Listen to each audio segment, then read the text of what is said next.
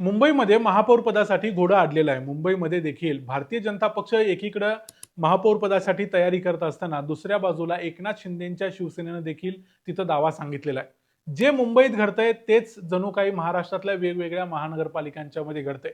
कारण 29 महानगरपालिकांच्या पैकी जवळजवळ 22 ठिकाणी भारतीय जनता पक्ष सत्तेत असणार आहे.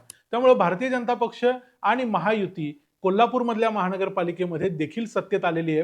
पण या ठिकाणी देखील आता कोल्हापूरचे आमदार राजेश क्षीरसागर यांनी पुन्हा एकदा कोल्हापूरच्या महानगरपालिकेच्या महापौर पदावरती शिवसेनेचा 2.5 वर्षांसाठी दावा सांगितलेला आहे. कारण कोल्हापूरमध्ये जे सत्ता आलेली आहे ती सत्तेमध्ये भारतीय जनता पार्टी, शिवसेना आणि एनसीपी हे तिन्ही पक्ष सामील आहेत. त्यामुळे कुणालाही स्वतःच्या जीवावर इथं सरकार स्थापन करता येणार नाही. पण तरी देखील क्षीरसागरांनी हा दावा केलेला असला तरी चंद्रकांत पाटील यांनी स्पष्ट सांगितले की कोल्हापूरचा महापौर हा भारतीय जनता पक्षाचाच असेल आणि असं सुरुवातीला कुठं ठरलेलं देखील नव्हतं. त्यामुळे कोल्हापूरमध्ये आता काय परिस्थिती आहे आणि कोल्हापूरमध्ये जर शिवसेनेचा महापौर यायचा असेल तर त्याची काय शक्यता आहे ते पाहूया आजच्या या व्हिडिओमध्ये. मी आहे रणजित यादव आणि तुम्ही पाहताय द मराठी बाणा. कोल्हापूर महानगरपालिकेची जी निवडणूक झाली या निवडणुकीचं संपूर्ण चित्र एकीकडे बंटी पाटील काँग्रेसच्या बाजूने तर दुसऱ्या बाजूला कोल्हापूरचे महत्वाचे नेते जसे की धनंजय महाडिक भारतीय जनता पक्षाच्या वतीनं, एनसीपीच्या वतीनं हसन मुश्रीफ तर राजेश क्षीरसागर शिवसेनेच्या बाजूने या तिघांच्या महायुतीनं ही निवडणूक लढवलेली होती. या निवडणुकीत अटीतटीची झालेली या निवडणुकीत शेवटी काँग्रेस हा सर्वात मोठा पक्ष ठरलेला आहे. इथं काँग्रेसकडे 34 नगरसेवक आहेत आणि विजयासाठी जे बहुमत पाहिजे त्यामध्ये 41 नगरसेवकांची गरज आहे. काँग्रेसकडे एवढे नगरसेवक मिळणं शक्य नाही. त्यामुळे महायुतीकडे जे फ्रॅगमेंटेड मॅन्डेट असला तरी महायुतीकडे भारतीय जनता पक्षाकडे 26, शिवसेनेकडे 15 आणि 4 नगरसेवक हे राष्ट्रवादी काँग्रेसचे आलेले आहेत. त्यामुळे या तिघांनी मिळून इथं सत्ता स्थापनेसाठी दावा करणं शक्य आहे. पण या दाव्यामध्ये आतापर्यंत असं बोललं जात होतं की पुढचा महापौर हा महायुतीचा असेल, जसं मुंबईच्या बाबतीत बोललं जात होतं. पण महायुतीचा महापौर म्हणजे काय हे स्पष्ट केलं नव्हतं. यामध्ये 2.5 वर्षांची कोणतीही चर्चा झालेली नव्हती. पण आता असा प्रश्न निर्माण झालाय की भारतीय जनता पक्षाकडे फक्त 26 नगरसेवक आहेत आणि ते स्वतःच्या जीवावरती सत्ता स्थापन करू शकत नाहीत. राष्ट्रवादीला सोबत घेऊनही करू शकत नाहीत. त्यामुळे त्यांना शिवसेनेच्या 15 नगरसेवकांची गरज लागणारच आहे.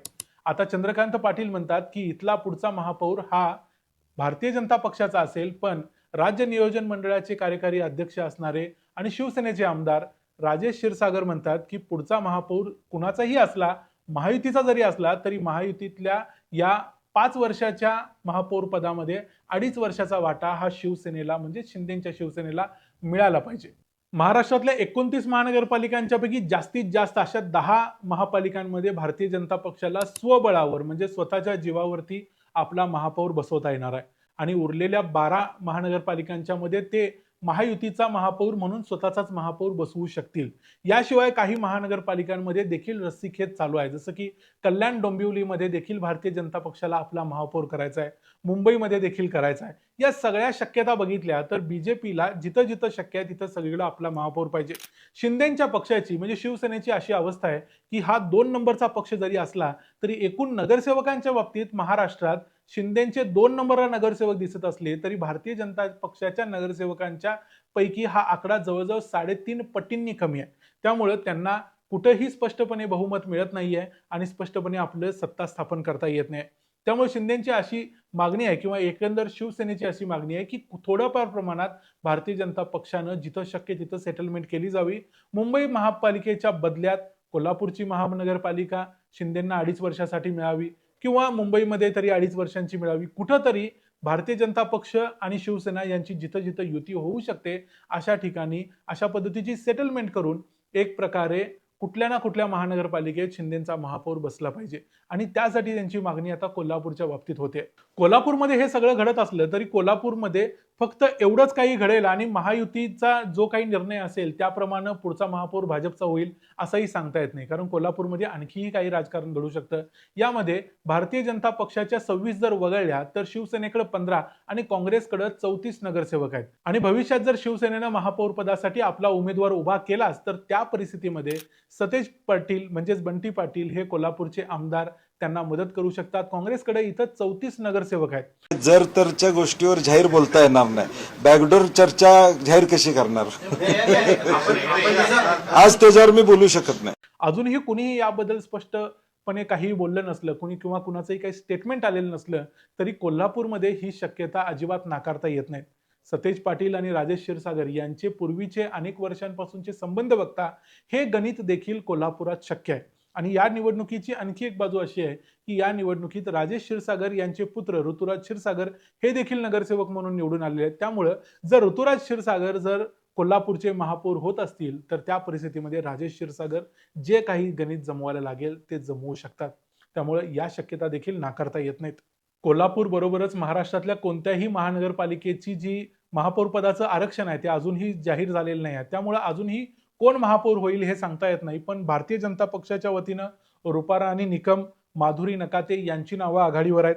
तर शिवसेनेच्या वतीनं देखील काही लोकांची नावं आघाडीवर आहेत. त्यामध्ये शारंगधर देशमुख आहेत आणि ऋतुराज क्षीरसागर आहेत, जे राजेश क्षीरसागरांचे पुत्र आहेत. त्यामुळं हे 4 लोक आता सध्या आघाडीवर आहेत. पण आरक्षण कुणाला मिळेल त्यानुसार शेवटी ठरणार आहे, की आरक्षण महिलेला मिळेल, अनुसूचित जाती जमातींना मिळेल, ओबीसींना मिळेल.